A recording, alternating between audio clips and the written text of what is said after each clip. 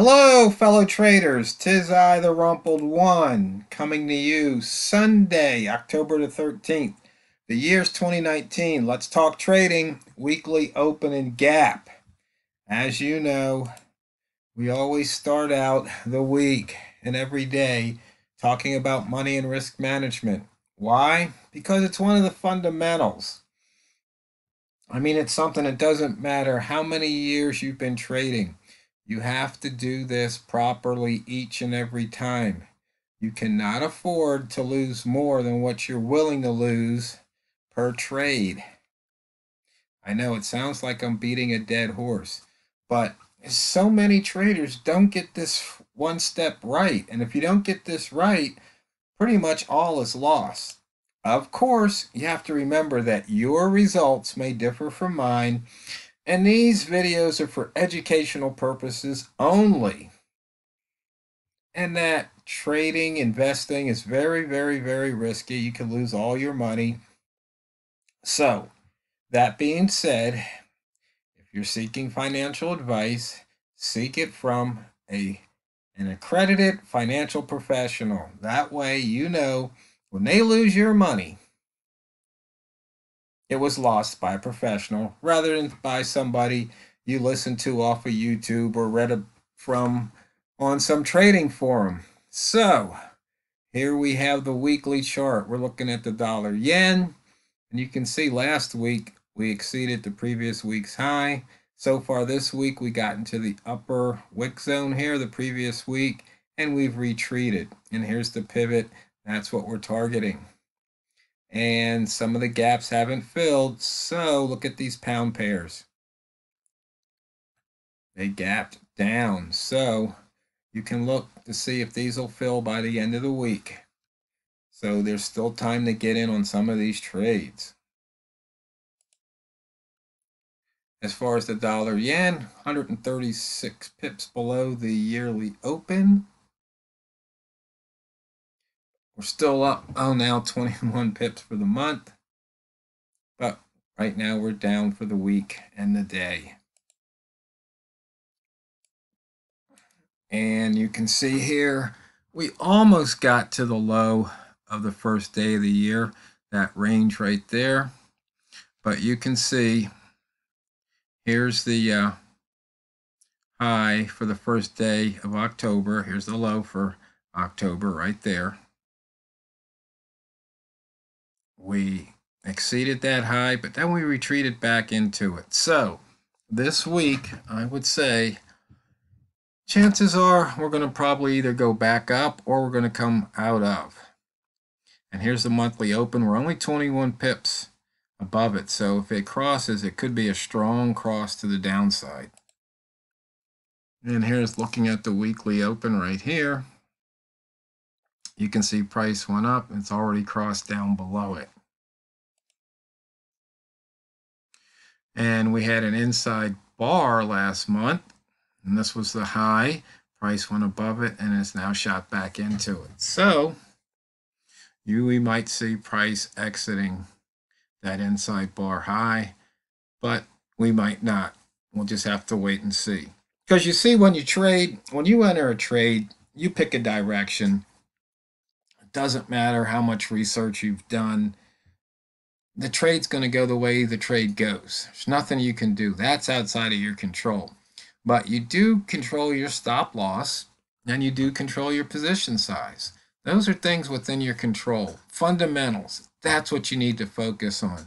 Not all that fancy squiggly lines and geometric and butterflies and triangles and W's and M's and, all these other things that, other people tell you to focus on.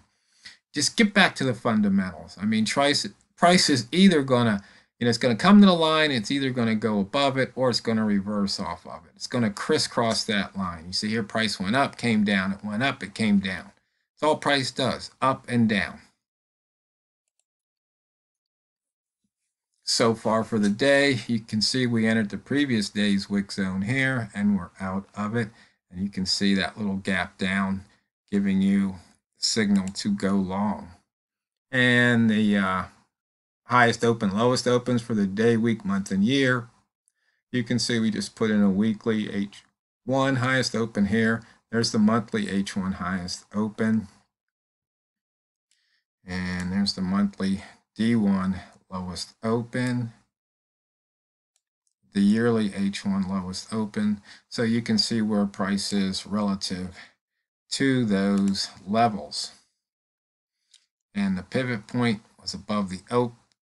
Okay, the pivot point was actually below the open, but we had gapped down right here. So we take that up, and you can see here coming through the open, heading toward the pivot and taking it out. So here we had a mixed signals. Pivot said short, weekly gap said long. You had to choose which way you went. Now you can trade either way out of the buy zones. Rat zones, only 32 pip range. Not looking for a rat zone at this time. You can see here we did take out that pivot. Here's the weekly pivot, 107.87. Let's see if we can fill that weekly pivot. Missed pivots. You see we had one here, 107.66 from the previous day. Now, just to let you guys see this, here's that weekly pivot that we're talking about. And you see we've only missed one so far this year, and we hadn't missed one since, October 2nd, 2016. That's just how strong these weekly pivots are. Oh, and this is not the, here, let me show you guys something here. Somebody asked about this. You see bars ago pivot, that's this indicator. The missed pivots is this indicator, and the missed pivots plot is this indicator right here. Okay, so this is not TRO HL5, and the mid dots right here is putting those pivot dots. So TRO HL5 doesn't show you the missed pivots, even though it will show you a pivot.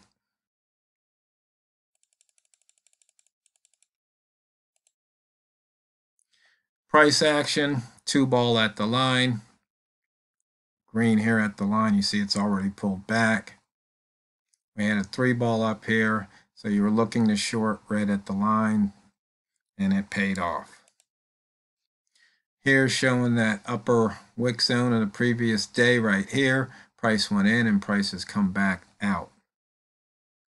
I'm thinking maybe I should update this indicator 2019, call it wick zone, and maybe also put the distances here, label these.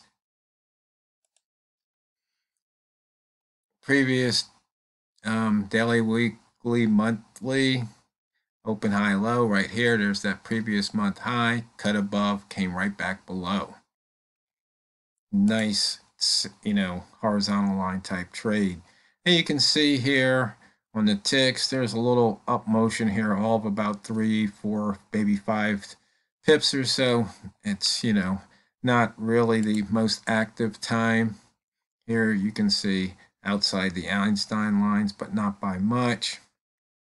So these are scratch or 1-pip trades at best. Now looking at the ATR, and you can see price really hasn't moved much. I should probably change that. I think I said that before. So here's the daily open plus half of ATR2 and half of ATR10. Price almost hit those levels and reversed. And here's the open minus those two, ATR2, half of that and half of the ATR10. Okay. And then this is the weekly open, the ATR 2 and 10, the min and max. So remember where I told you, let's look to see if price can fill that or hit that weekly pivot.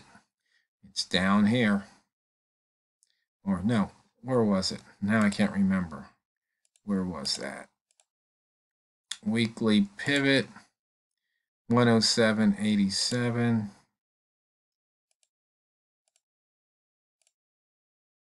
107.87 is right in this range right here. So if we hit that half of the ATR, we should take out that pivot. And since we usually hit half of the ATR one way or the other or both,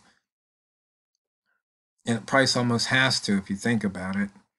You've got the average trading range and you look at the halfway point. If it hits both halfway points, then it pretty much has done a full ATR. But unless price is really not moving, for it to not go open plus or minus half of those ATRs, that's really something to see. And here's just the high minus open on the daily. We can look at it, I believe, on the weekly. So we've got high minus open greater than 50 pips, 65% of the time.